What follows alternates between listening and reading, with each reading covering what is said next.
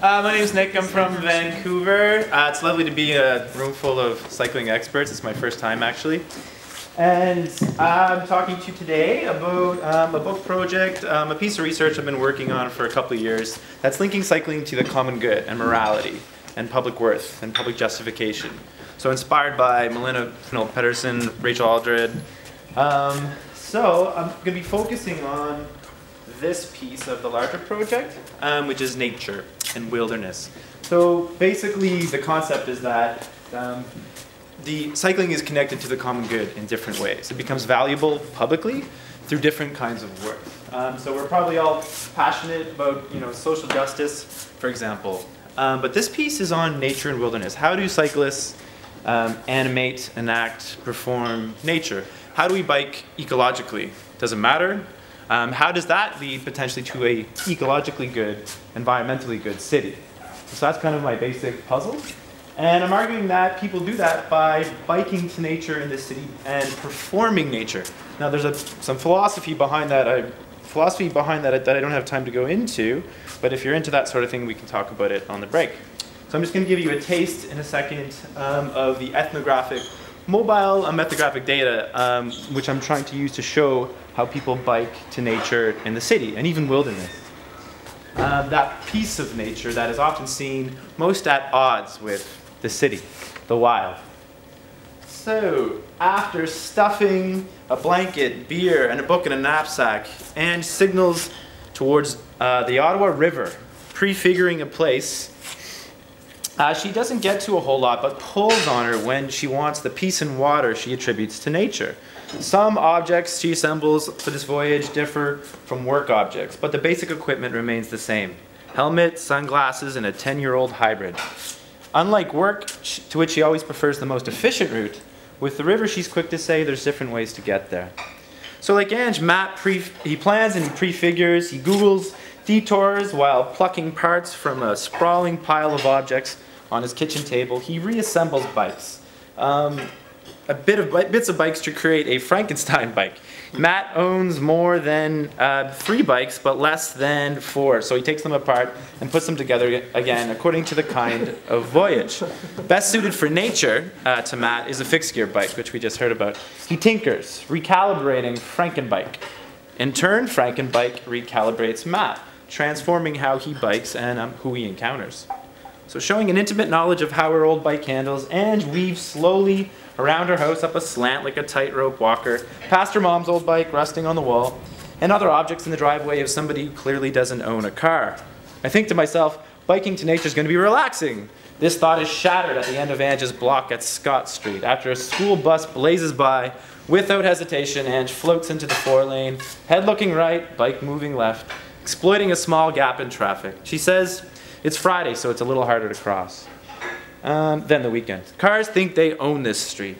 Ange darts up Scary Scott, as she calls it, on a measly painted lane, past miniature plastic kids, on surrounding lawns meant to ward off speeding motorists. She races towards the side street that will take her into deeper cycling habitat.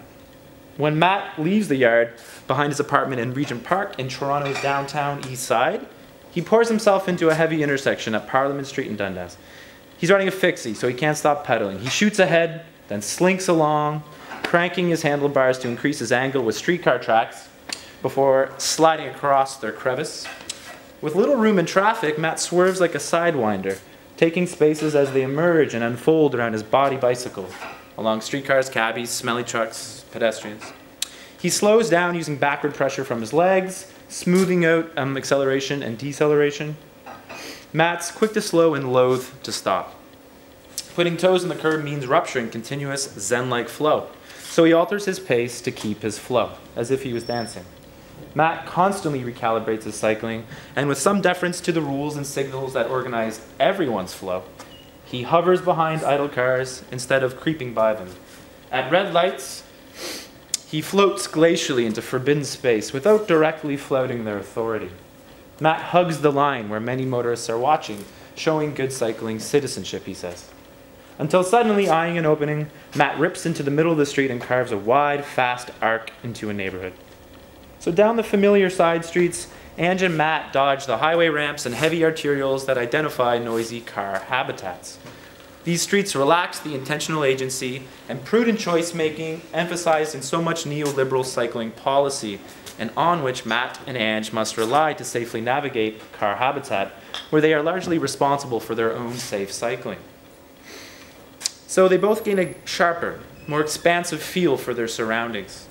Matt starts searching instead of threat assessing the humans and objects around him and curving around pothole covers. And bikes by a particular park and starts listening to the cries of children playing. What I hear is the shrill voices of kids screaming at each other. What Ange hears, she says later, is a place she knows intimately because of how it links up with other places that she knows, especially the river. Then Ange reaches the end of a cul-de-sac. She sails through a little chain link channel and suddenly switches into a protected cycling habitat called the National Capital Pathway. Like those children playing in the park who sounded ecstatic as if they were doing something adventurous, Ange her pace quickens when she spots the river ahead. Matt encounters the same moment of transition into a wilder city off the car grid, but instead of a seamless tunnel underneath an automobile parkway, he gets stairs. His continual flow breaks apart. Suddenly, he has to find his land legs. At the bottom, he shoots through a park, over train tracks, and then, again, portages Frankenbike down more stairs in order to reach an ecologically compelling cycling habitat called the Don River Valley, if you've ever been to Toronto. Despite the stairs, the Don and the ravine around it, like the Ottawa River in the capital of Canada, it's fairly accessible insofar it invites many differently skilled people to roll and walk through extremely biodiverse yet fragile riversheds in the city, downtown.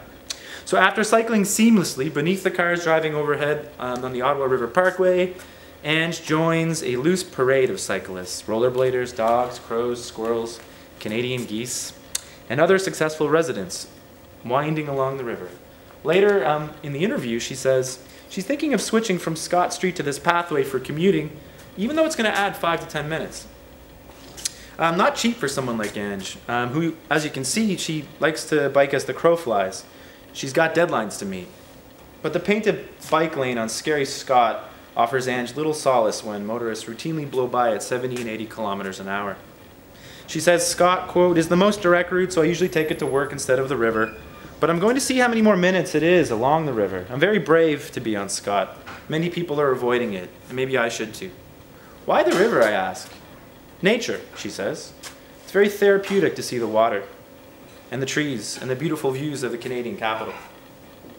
Of course, reaching the river took a little bit of more time than Scott. So biking, and it took functional infrastructure such as Scott, showing how the city unfolds via heterogeneous networks that include geometric instrumental objects at odds with more organic, meandering, and ecological pathways. So like Ange's relentless pace and passing of other cyclists, in which he takes a lot of pleasure, Matt's confident negotiation of the ravine trail, which he uses to commute some days, shows the continuing relevance of functional biking and routine actions. So these wilderness bikeways are often co-opted by lycra-clad, weekend warrior Lance Armstrong types. A common problem on inclusive cycling infrastructure, where novice cyclists and comfortable with riding on the street mixed with more experienced cyclists who show varying degrees of civility. Yet despite catering to utility cycling, if you like, these bikeways also help familiar, intimate biking thrive. So for biking wild places, Matt puts a premium on the extra feel he attributes to riding a fixie or fixed gear. His technique in the ravine also carries a fluidity we didn't see on Parliament Street earlier in the ride, when Matt is learning to bike more closely, cultivating a kind of attention with his environment. So thinking of, Marcel Maus's notion of technique or different theories of technique, Matt's cycling is sewn over many years in Toronto into his muscle memory.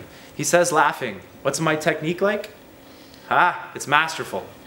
I don't think a lot about my technique." And yet, Matt's technique has changed over time. He used to prioritize high speed and, burning red lights, running stop signs. He used to be the weekend warrior. Matt says, "My usual way of biking, go 100%, all of the time, exhaust yourself. But after getting doored on Parliament quite badly, ticketed for running a red light, and encountering dangerous and aggressive motorists in Toronto who, quote, hate cyclists. Matt adapted his technique. Now I just go steady and pretty conservative. I'm just trying to make it a bit slower and actually enjoy the commute, which is why I take the river sometimes. There's much more to make it a bit slower and not just a workout than Matt is letting on here. His slightly slower, more playful technique that I get to observe show a quiet mastery of Matt over a bicycle, to be sure. I also notice a reciprocal mastery of a bicycle over Matt. One that shows a slow opening up of his cycling, making it vulnerable to the surrounding world. The way Frankenbike transforms Matt, as it were, is by waking up the people and things around him. So, 3 prominent themes come out of this performance of nature. An intimate familiarity with which Matt and Ange bike to and along the river suggests the presence of a strong cycling habitat in which a diversity of peculiar idiosyncratic connections with place, non-humans, and objects are protected and actively cultivated in the city. Second, intimate and functional ways of biking are not as easily distinguishable as they are in the streets of Ottawa and Toronto, suggesting they combine or come into tension with one another in unique ways and what we might call wilderness infrastructure. Third, and building on this notion of tension between functional and recreational, or if you like, leisure and transport cycling, as Aldred puts it, I found evidence of a playful, purposeful, hybrid way of practicing biking, doing it adventurously in the urban wild as a form of serious play. Part of this play is kind of subtle, it's like Matt's biking around the pothole covers. And Ange engages in it as well, through elegant and an exaggerated dismounts onto the beach. In other places, it's obvious too. In the infrastructure, as in the art installation we saw in Finland, I've used mobile video ethnography to follow cyclists on this kind of infrastructure and explored their relationship with wilderness and nature and connecting it in the larger project to how do we create a good city, an ecologically good city. Basically, I'm arguing it is through the performance of nature via mobilities that can cultivate a close attention to surrounding objects and actors. That's the one in Winnipeg. And that's how we can create an ecologically good city. But there's different ways to create good cities. So that's merely one. I'm really excited for the inequalities panel, for example. How do we create a civically good city? Yeah, so if you have any ideas about morality, common good, public worth, public justification, that sort of thing, I would love to talk more about it. And excited to be here. Thank you.